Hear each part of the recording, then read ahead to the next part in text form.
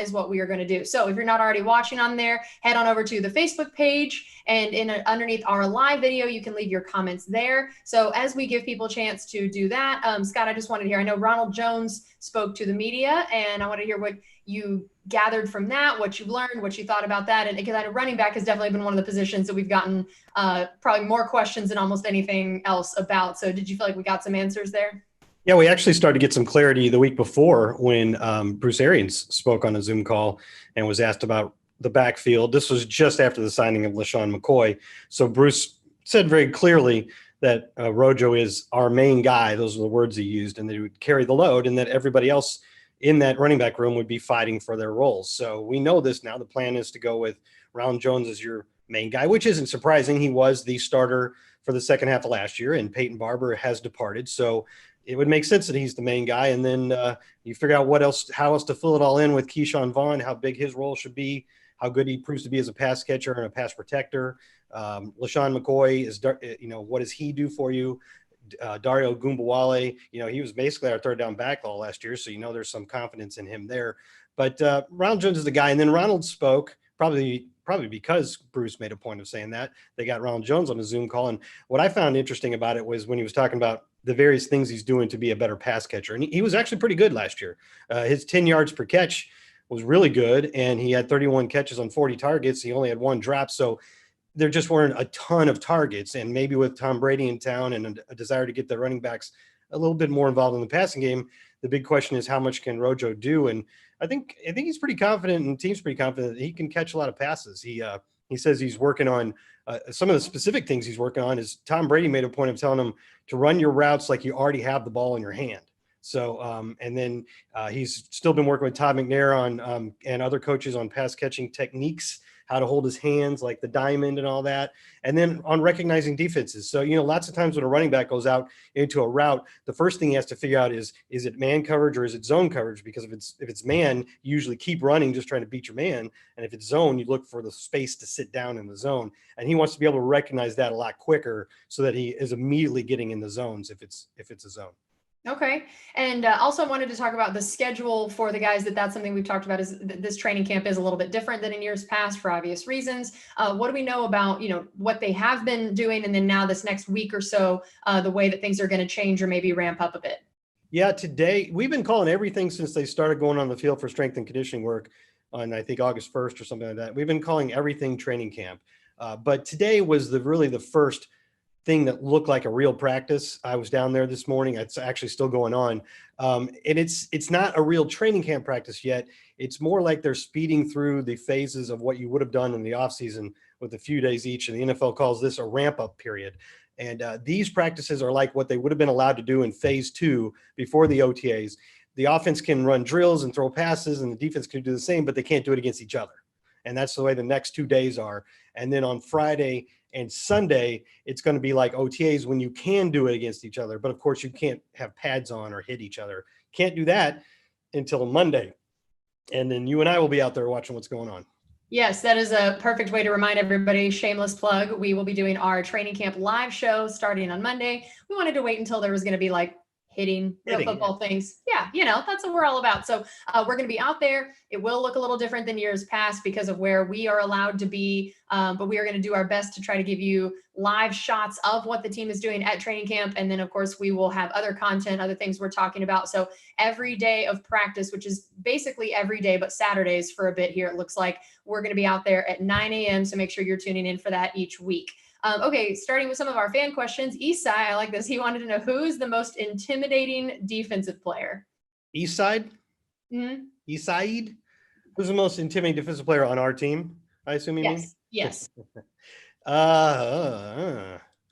Boy, we got a lot of guys in our secondary who have really yoked up over the offseason. I don't know if you've seen that. I mean, Jordan Whitehead looks like DK Metcalf. That dude is crazy. I mean, he was always like that to a degree. I think people always were kind of surprised when they would see certain photos and be like, wow. But now, I mean, he just turned into the Hulk. It's insane. But I don't think I can pick a defensive back for this question. I think my answer would probably have to be Ndamukong Suh.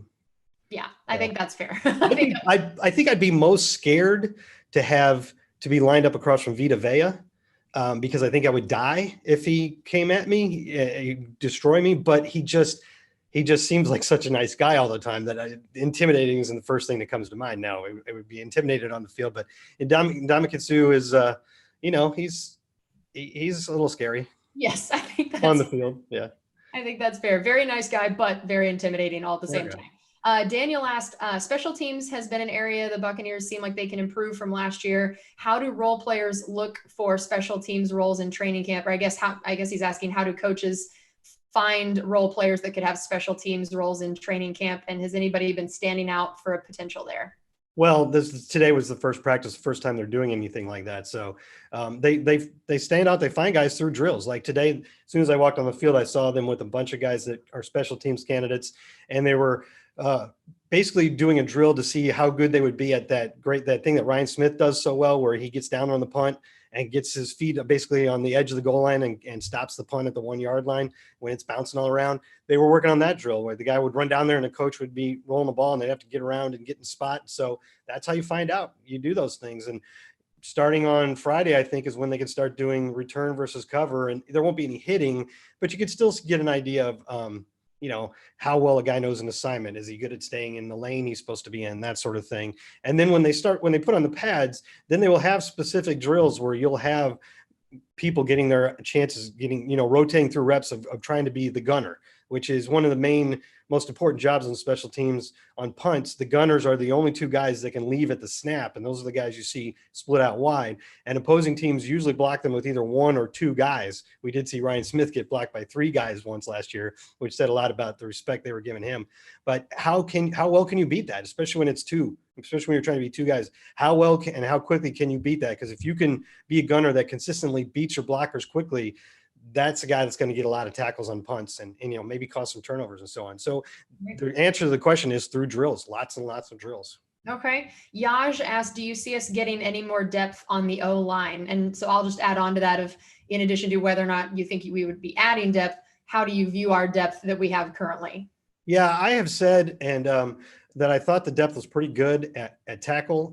That's even true. It's a little less true because Brad Seaton exercised his option to opt out this year. So that's one tackle down that so far hasn't been replaced. But you still have a four there of presumably Donovan Smith and Tristan Wirfs starting, backed up by Joe Haeg, who started a bunch of games in Indianapolis and is very versatile, can play a lot of spots on the line. And also Josh Wells, who started a couple games for us last year. So it's good to have that experienced depth there. And you got a couple of young guys too, but that's four guys I think you can feel pretty good about.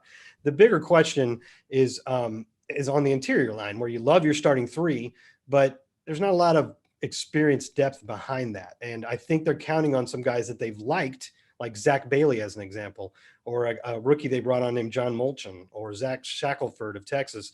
I think they like these guys, but it's not realistic in the moment to say that's proven depth.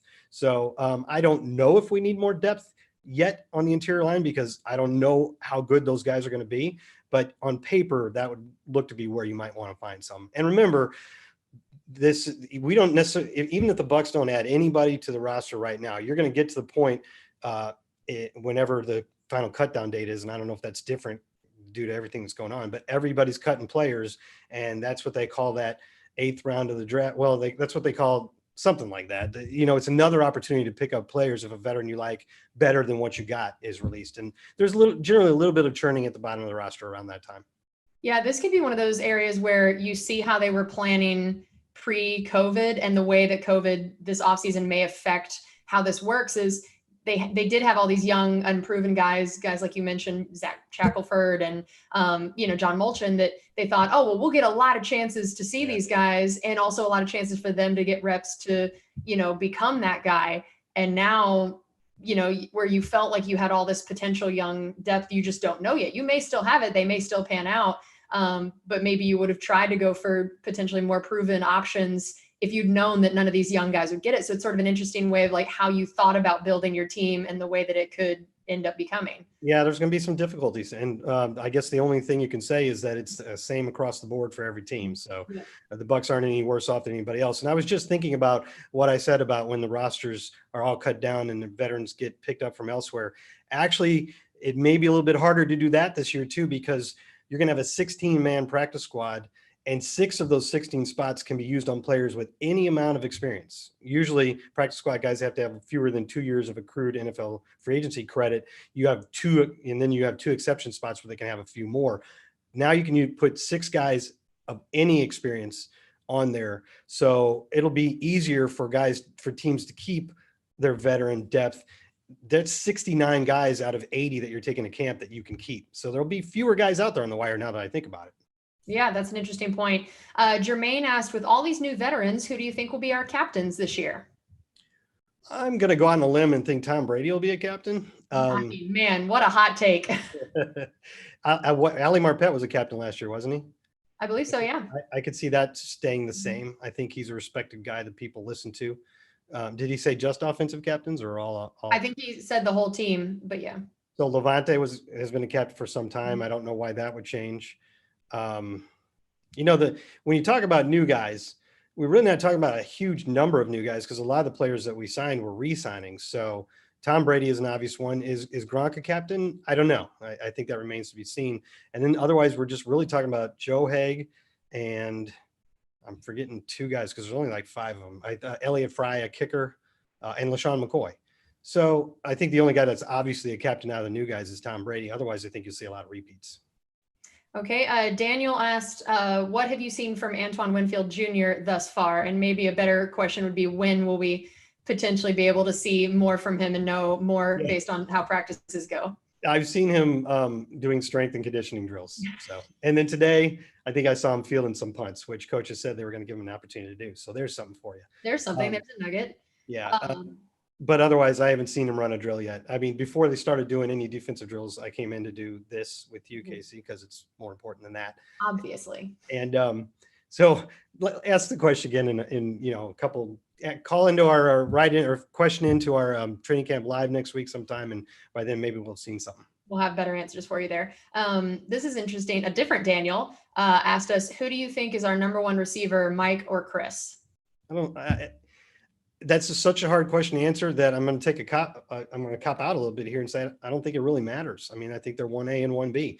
If you looked how it went last year, basically Mike has been the man for 6 years, and then Chris, who had already taken a big step forward in his second year, but was still clearly the number 2 guy in 2018. Basically, Chris just got to the point where he was just as good and just as important as Mike. So you had 1A and 1B. And if you look at it, Chris was the number 2 and Mike was number 4 in the NFL in yards per game.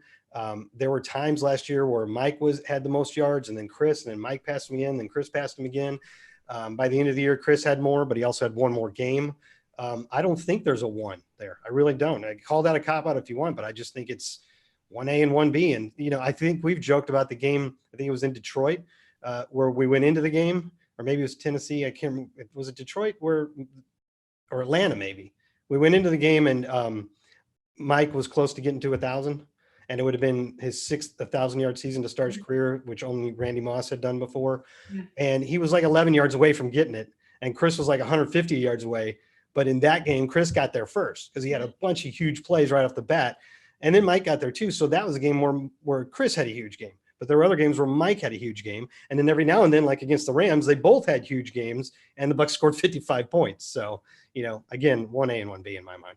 Again, a great problem to have. Richard asked, who do you think replaces MJ Stewart? Well, by the end of last year, MJ Stewart was basically a healthy scratch. So there isn't a role in the defense that needs to be replaced. You had Carlton Davis starting on one side, and Coach Arians recently claimed he thought Carlton Davis was a top 10 corner in the league, which is high praise.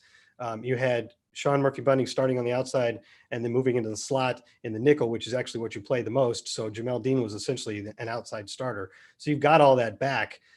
You also have Ryan Smith and Mazzie Wilkins, and I think they like that kid from Oklahoma, Parnell Motley. So replacing MJ as a corner on the roster would just come from one of those guys. There isn't really a role that has to be replaced at this moment. Okay, and we'll close with this one. Chris asked, how do they plan to use all 3 tight ends? Do you think we will see 3 tight end sets? That's a good question. And Coach Arians did say at one point we will use 3 tight end sets, but I don't really think you're going to see that a lot as part of your base offense. 3 tight end sets are usually short yardage. goal line stuff. And sometimes the third tight end isn't even a tight end. It's an offensive lineman. So I don't think you're going to see a ton of that. We had, I think I counted it up. I think we had 54 or 59 snaps all of last year with 3 tight ends on the field. So it's just not something you use a lot. What I do think you'll see a lot of, and more than last year, is 2 tight end sets, or what they call 12 personnel. And we used that 20% of the time last year, which actually was a little higher than the league average. So they already were utilizing that. But coaches said we'll probably see that a little bit more. So maybe if it was, I think it was about 59% of the time they were in 11 personnel, which is 3 receivers, and 20% of the time they were in 12. You could see maybe the 11 come down a little bit into the lower 50%, and the 12 personnel with 2 tight ends come to mid to high 20%. And then you just have different packages: Gronk with OJ, Gronk with Cam, OJ with Cam, that kind of thing. So yeah, you'll see some 3 tight end, but I'd be surprised if it's a big part of the offense. Yeah, that's a great point. Okay, well, that's going to do it for us on this edition of Buccaneers Insider Live, presented by Miller Lite. And the exciting news is this is our last one of these for a while, where we will not be out on the field with football happening behind us. Again, training camp live starts Monday, 9 a.m., and it's going to be every day at 9 a.m. that they have practice, which is essentially every day but Saturday. So make sure you tune in then. Monday morning, 9 a.m. We'll see you then.